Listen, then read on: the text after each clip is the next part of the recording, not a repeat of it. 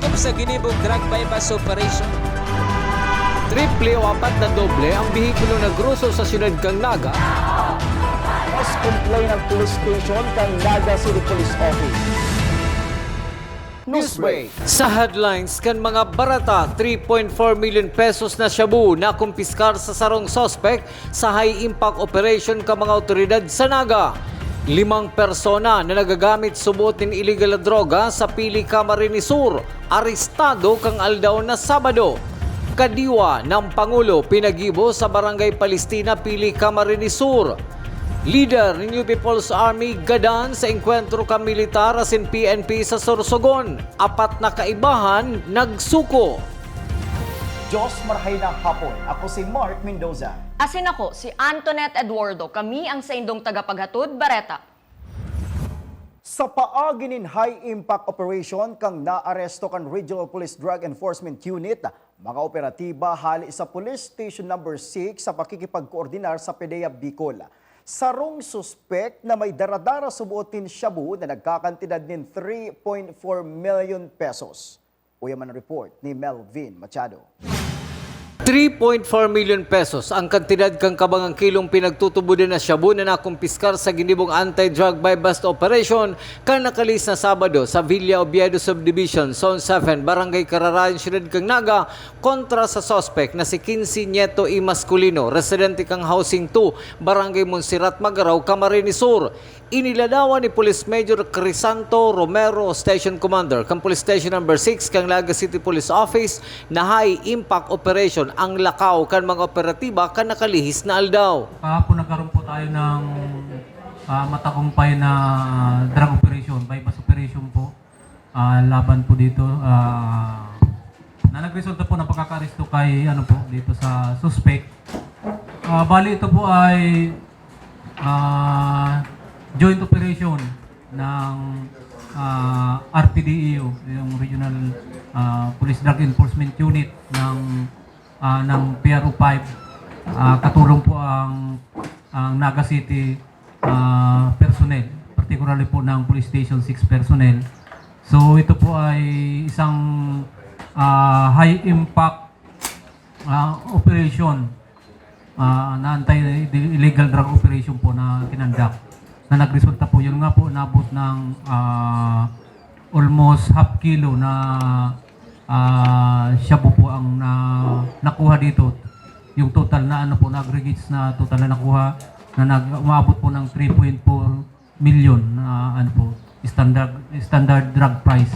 Dikit pa ang impormasyon kang PNP sa pagkakabisto sa suspect. Alagad, sakop subot kay ang Naga asin Camarines Sur sa transaksyon sa illegal na droga. Ang naano lang namin is wala po siyang permanenteng trabaho, may asawa at yun nga po taga Magaraw, Kamsur. So nagdayo po rito sa atin sa doon nagkasundo po na magkaroon ng meet up doon sa San Rafael, Carayang, Naga City. Ayun na sir, ang operation niya is Naga City sa Kamsur. Kaya po naging isang high impact operation.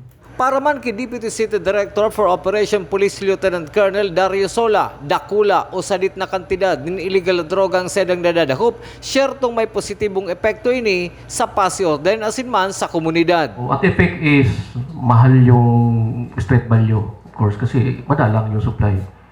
So, at the same time, hindi natin napahintulutan na itong mga drugs nito ay ipagamit pa sa mga kababayan natin na hindi pa rin talaga nakakamulat doon na masamang epekto nitong illegal drugs.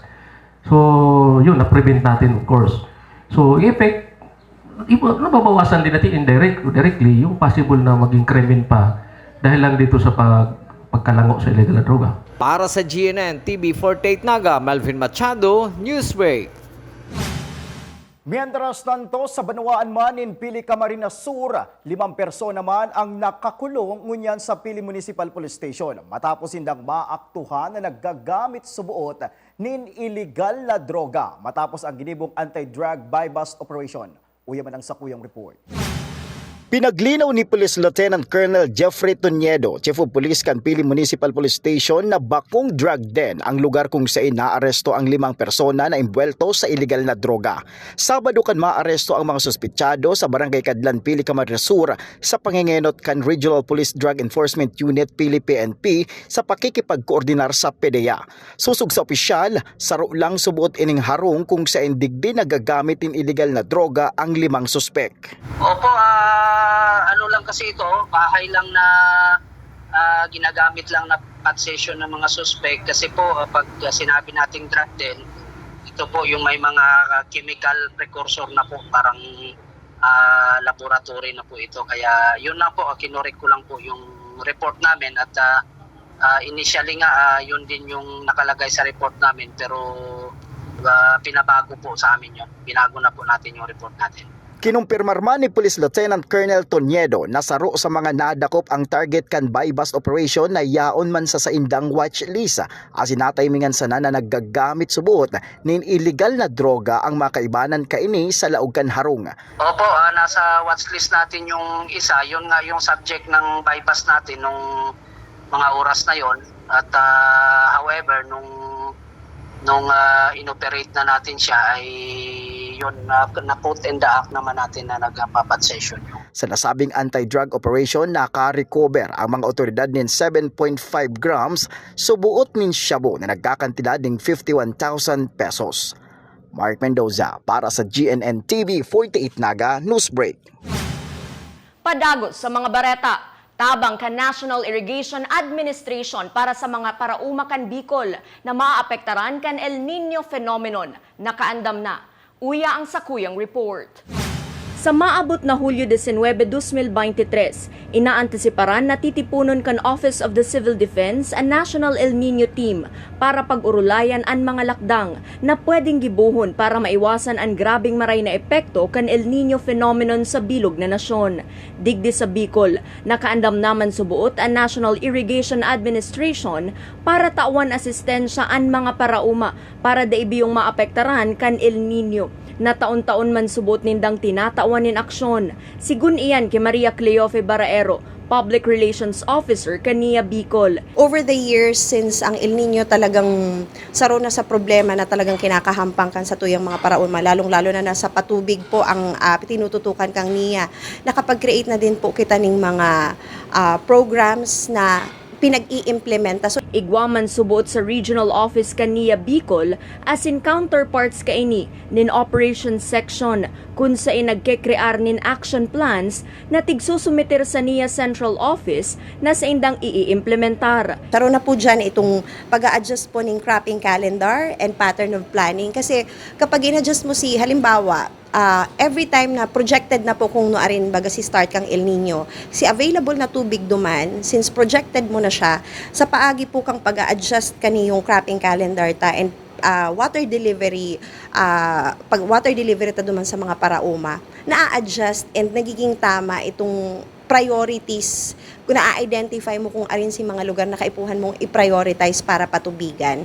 And duman man po sa pattern of planting, igwa pa ning mga water delivery method, inaapod na rotational and ladderized, and igwa din po ning ginagamitan ng teknolohiya na inaapod ning adoption of alternate wetting and drying or AWD para po sa water saving technology. Saro man subot sa importanteng action plan na sa indang iniimplementar, iyon inaapod na diversified cropping. Tanganing kumbaga dahil lang kita nakatutok duman lang sa palay, kundi igwa din yung mga diversified crops na pwedeng itanom itong mga parauma during El Nino period na dahil masyadong nangangaipuhan ng dakol na tubig. Sigun sa Pag-asa, posibleng abuton ang El Nino sa good first quarter kan taon 2024.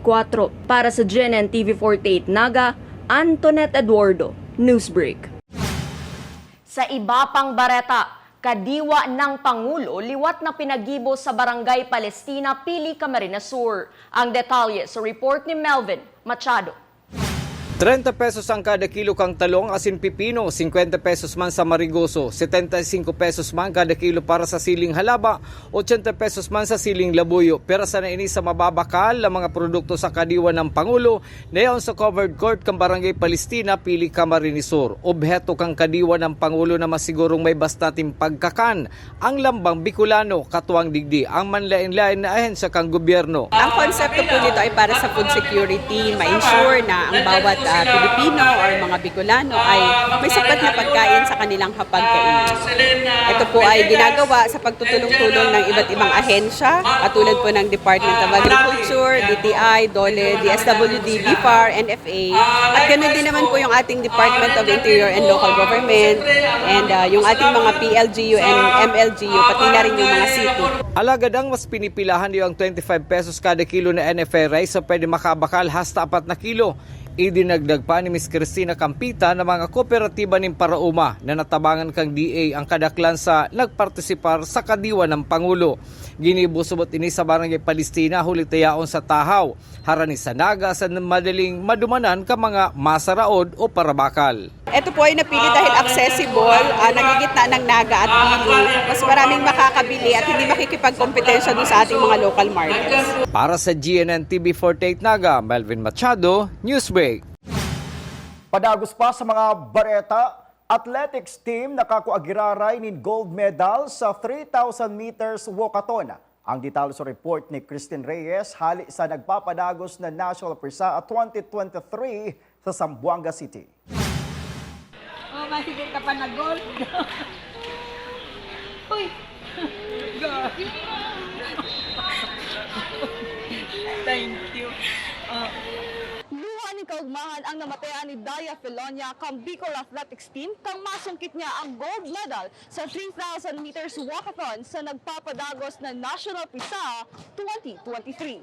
Sigon kay Filonia, daing naging madali ang sa iyang pinag-agihan para makuha ang gintong medalya. Bago po nag-start yung first event ko po, positive po ako and ganado po akong magkawad, confident. Tapos after po nung 5K meter walk po na natalo po ako, which is 5th lang po ako, naging negative po yung utak ko. Tapos na-down po ako and yun na po, yung nag-3K na nga po, tapos nanalo ako. Ang saya po. Arog ni Filonia, gold medalist man sina Eugene Navallasca sa 400-meter run hasta 400-meter high hurdle as in John Carlo Bufete sa 5,000-meter run. Grabe man ang siindang pasasalamat sa NCF community. Masaya po dahil yung mga pagod sa training na ilabas ko po sa laro. At sobrang saya po kasi di ko in-expect na makakuha ko ng 2 gintong medalya at 1 bronze. At worth it po yung mga trainings namin na mahirap pero kinaya namin yun. At sobrang nagpapasalamat ako sa mga coaches namin. Sa Roman, sa mga nagtaong motivation sa mga atleta, EU ang cash incentives na tinataon ni Ms. Nalba Olaso, Vice President for Sports, Culture and the Arts. Actually, yung pera na yun hindi naman sa akin eh. Sa Naga College Foundation, through Sir Mario. Okay, lahat-lahat na reason kung bakit nandito kami ngayon because of our President, Sir Mario, na very supportive.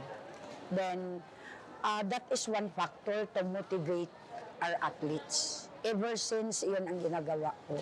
Mientras tanto, tinanghal mang first runner-up ang Bicol Taekwondo team na nag-ulit ng 6 gold, 7 silver as in 6 bronze. I'm very happy of course kasi syempre grabe po yung ginastos ng school, grabe po yung support ng buong Bicol, and yan, nakapag-uwi ako ng medal para masuklian po yung mga ginawa naman po nila para matulungan kami makapunta dito. Sa aga, padagos ka mo sa pag-antabay sa mga masunod pangkawat as in iba pang updates kung saan bida ang Bicolano.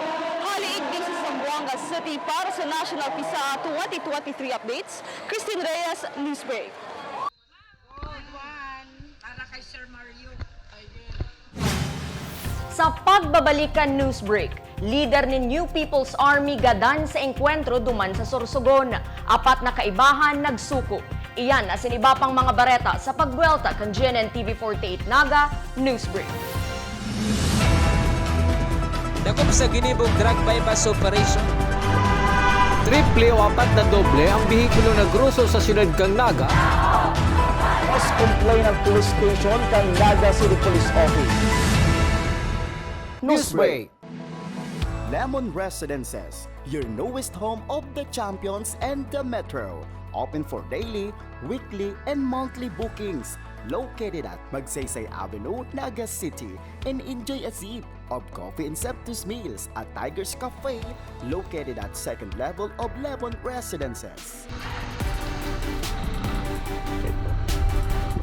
Dream travel? Achieve yan sa Nagayon Travel and Tours. Enjoy a hassle-free travel with Nagayon Travel and Tours. Visit their office at NCF Annex Building, Magsaysay Avenue, Naga City, or call us 0966-486-0043. At NCF Annex Building, there is the Tiger's Loft, a business center that first to offer a co-working space in Naga. Grow your business at the Tiger's Loft. Swim like a champion at NCF Training Pool. Avail their swimming lessons until the end of July at a very affordable rates. Contact Coach Joseph Tena at 0949-447-2792. Drive with confidence with NCF Driving School. Avail their theoretical driving course and practical driving course. For beginners, NCF Driving School is LTO accredited. Flight attendants, prepare for takeoff, please.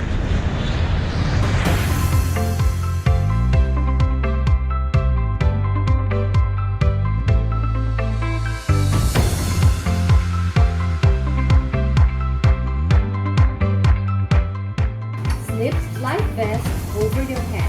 Take the tape around your waist.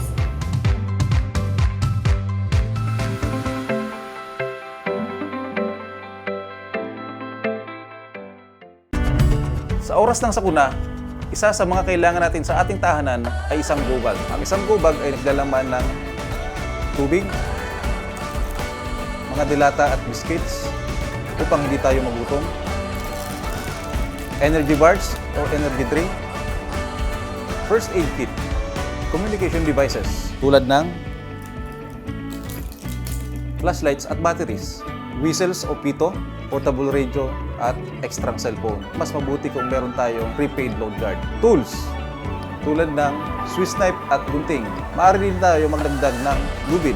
At huwag natin kakalimutan ang hygiene kit na naglalaman ng sabon, tissue, toothpaste, toothbrush at face mask. Sa lahat ng oras, laging bukas, nakahanda ang aming tanggapan. Tandaan, ang Bicolanong alerto, pirming protektado. Want to build a bright future? Now is the perfect time.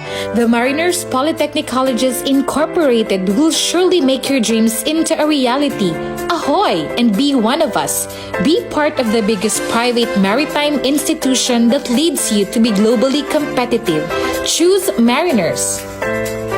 Be one of us. Choose Mariners.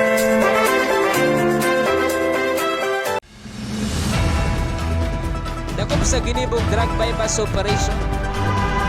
Triple o apat na doble ang bihikulo na gruso sa siyudad kang Naga. Mas complain ng police station kang Naga City Police Office.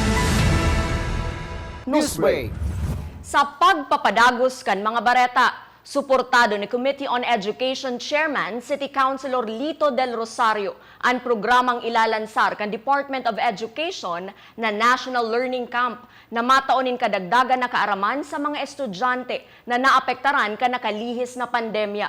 Ang nasabing programa ang may bagong konsepto na libreng itatao sa mga kaakian. Susug ki Konsehal Del Rosario, kaipuhan subuot ang suporta hali sa mga magurang na dakulang tabang sa mga estudyante urug na sa grade 7 as in grade 8, siring man sa grade 1 as in grade 3. Importante yung po itong masuportahan tagabos itong pigaapod na National Learning Camp program kang Department of Education dahil at least po ini makakasimbag naman sa learning gaps na na-create because of the COVID. Kaya siguro po imbitahan tapos yung mga magurang, mga estudyante magpartisipar naman sa programang ito kang DepEd. Sa iba pang bareta, mayong pagbabago sa school calendar kang taong 2022 ang susunodon kang DepEd para sa school year 2023 to 2024. Sa pag-implementar kang bagong school calendar, nagkaigwanin mga adjustment ang schedule sa paglaog sa klase kan mga estudyante. Huli kan mainit na kamugtakan kan panahon. Mismo man si Naga City School Division Superintendent Dr. Susan Culiano ang nagpaliwanag sa issue kang school calendar. This time, po ang sa tuyang classes August 28, but I think that's a holiday. Pero after the holiday, iyan po ang opening ka classes na. Which is ay pa siya nare-revert, duman po sa dati. Pero ang arata po, ang central office, gabos na feedback about itong pag-revert sa dati tang opening of classes or school calendar. Pigdanod man po ito. But bayo pa po sa mong binababaon yan kung eventually or slowly mabalik kita naman. Padagos sa mga bareta, gadan ang sarong leader kan New People's Army na pinagbistukan mga otoridad na si Fernando Dialogo alias Karen, Jepoy asin Enkar, matapos na makaengkwentro ang tropa kan 31st Infantry Battalion Philippine Army asin PNP, kan aldaw na Sabado sa Barangay Boton, Sorsogon City, na nagdurar nin 20 minutos na riribayanin putok. Nabawi kan militar ang sarong M16 rifle, mga magazine, bala, mga pampasabog asin mga personal na gamit. Kasumpay kaini, 4 na kaibahan kan nagadan na leader ang nagsuko sa mga otoridad kasabay ang pag-turnover ninda kan tulong M16 rifle, sarong M203 grenade launcher, bala asin magazine. Inumaw man ni Major General Adonis Bahaw ang marikas na aksyon kan militar sa sumbong kan mga residente sa nasabing lugar. Sa iba pang police report, delivery rider na biktima ng shooting incident sa Lumeda Subdivision, Barangay San Felipe, Siyudad ng Naga, na ilubong na. Ang detalye sa report ni Melvin Machado. Matapos ang pirang aldaw na pinagbilaran sa sedang residensya sa Milaor, Camarines Sur, ang biktima kang shooting incident sa Lumeda Subdivision, Barangay San Felipe, Siyudad kang Naga na si Ryan Vargas, kang nakalis na Sabado na patos nin pagmundo asin pagturo nin luha kang sayang esposa, magurang, mga partidaryos asin kabisto ang paghatod sa lubong ki Ryan. Mga huring kugos sa kabaong kaini, kasabay ka mga panambitan na dahil inda maako ang amay na pagtalikod sa kinaban kang sa indang mahal sa buhay.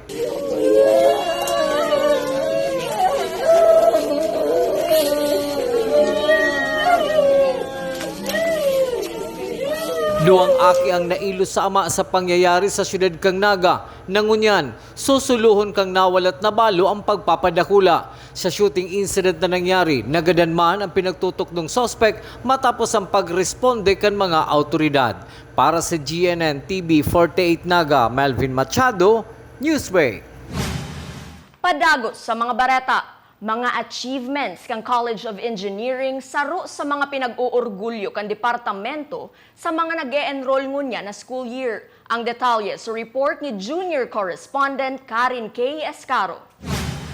Sa papaabot na ereskulahan ngunyang Agosto, ang College of Engineering kang Naga College Foundation padagos nang nag-aako nin mga estudyante na gustong mag-enroll sa saindang mga tigo-offer na mga kurso. Sigun ki Dr. Monsito Ilarde, din kan COE, nagtatausin danin magayo na eksperyensya sa mga estudyante. Well, we can always offer a good experience for our student educationally and yung mga personal na bagay na dapat matututunan nila, especially now that we are trying to upgrade our facilities in all programs.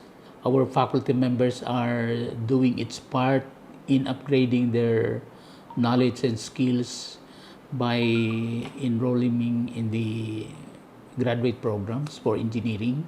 Proud man siyang ipahiling ang mga achievements kan College of Engineering. We have a good performance in board examinations, especially in geodetic engineering. We had a good percentage of passing with a placer in the top 10. Nagwalat man si Dean Ilarde nin mensahe para sa mga incoming freshmen as in old students. So for those who are intending to enroll in engineering programs, mag-enroll na po kamo. Enrollment is going on para sa samuyang mga first year, especially. Tapos itong mga old students, the more we also encourage you to enroll earlier. Karen K. Iscaro para sa GNN TV48 Naga, Newsbreak. Sa iba pang bareta, Naga College Women Volleyball Team nanggana sa quarterfinal sa nagpapadagos na National Prisaa 2023. Ang kumpletong detalye sa report ni Junior Correspondent Jamaica Angeles hali sa Zamboanga City.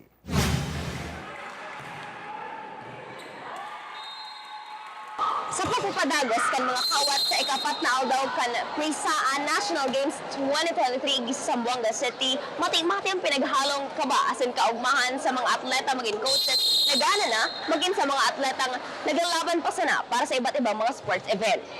Ginanaman kan NCF Women's Volleyball Team ang kawat ninda para sa quarterfinals as naghahalap na lang nin resulta sa laban kan Calabarzon kontra Region 7 para makampangan ninda sa semifinals ngunyan na aldaw. Tiwala lang po sa sarili and sa team po and tatagal lang po lagi ang loob, heart strong, ganun po.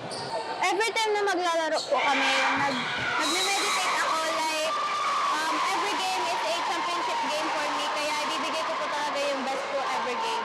Sarok man sa nag-ulit nin gold medal si Kate Angeline G. Abay sa lado kan gymnastics. Segun sa iya, mga human expectations basta ginigibo niya lang ang gabos sa abot kan sa iyang makakaya.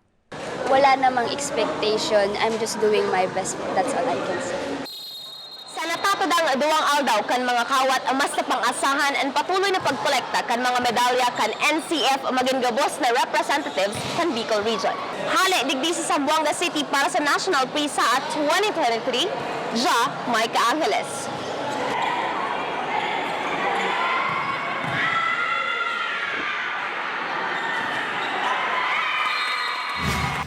Asin yan ang mga bidang baretang nakalap kan mas pinapusog na puwersa kang GNN TV 48 Naga News and Bicol Affairs. Day malingaw na i-follow ang samayang official Facebook fanpage GNN TV 48 Naga. Ako po si Mark Mendoza. Padagos kaming mahatod din mga baretang garantisadong nangingenot as napapanahon. I-hit ang subscribe button sa samuyong official YouTube channel GNN TV48 Naga, tanganing updated kita sa mga bareta asin istoryang bida. An Bicolano. Ako si Antoinette Eduardo asin ini, ang GNN TV48 Naga Newsbreak. Dakop sa ginibong drug bypass operation. Triple o apat na doble ang bihikulo na gruso sa siyudad kang Naga. Mas complain ng police station kang Naga City Police Office. Newsbreak.